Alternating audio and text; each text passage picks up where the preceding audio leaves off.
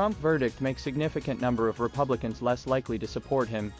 A new poll conducted immediately following former President Trump's criminal conviction in New York found a significant number of Republicans say they are less likely to vote for him in November. 1 in 10 registered GOP voters said Trump's felony conviction for falsifying business records would make them less likely to support him for president, according to a Reuters Ipsos poll that closed on Friday. The two-day poll was conducted hours after a jury in Manhattan on Thursday found Trump guilty on all counts brought against him by District Attorney Alvin Bragg. The poll also found that a majority of Republican voters, 56%, said the outcome of the case would have no effect on their vote, and 35% said they were even more likely to support Trump, who maintains his innocence. Even so, the potential loss of a tenth of Republican voters could decimate the presumptive GOP nominee's chances to win back key battleground states President Biden claimed in his 2020 victory over Trump. That year, just 44,000 votes in Georgia, Arizona, and Wisconsin separated Biden and Trump from a tie in the Electoral College,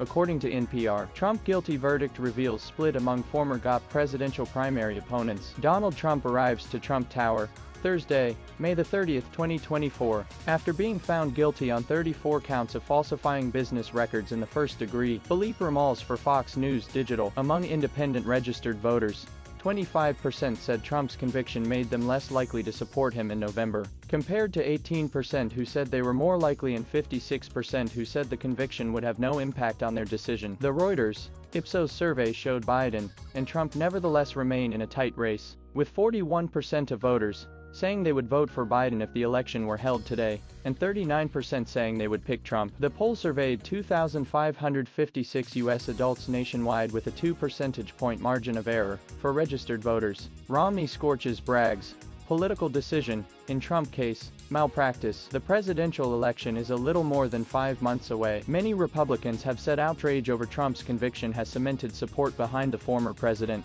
The Trump campaign posted impressive fundraising numbers a day after his conviction, totaling $53 million in the first 24 hours after the guilty verdict came down. Trump is scheduled to be sentenced on July the 11th. Survey respondents were divided on whether he should go to prison for his crimes, with 53% of registered voters saying he should not be jailed over the hush money case, and 46% saying he should serve time.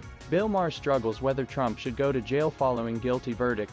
MAGA Nation will go nuts. Trump's conviction, and even imprisonment, would not prevent him from continuing to run for president. The Republican National Convention will be held in Milwaukee, Wisconsin 4 days after Trump is sentenced. The RNC adopted rules last year that did not include any specific provisions that address what happens if the presumptive nominee is convicted of a crime. Trump has repeatedly called his prosecution a witch hunt and insisted that Bragg and Judge Juan Merchan, who donated to an anti-Trump group, were politically motivated. Voters were split, with 52% saying the prosecution was mainly about upholding the rule of law and 46% saying it was about trying to prevent Trump from returning to the White House. Trump has been indicted in 3 other criminal cases, but legal wrangling could keep those trials from occurring before the November election. Legal scholars consider the pending trials, which involve charges Trump engaged in electoral fraud, and that he mishandled classified documents after leaving office, to be more serious than the hush money case. Trump has pleaded not guilty to all the charges against him. Most registered voters,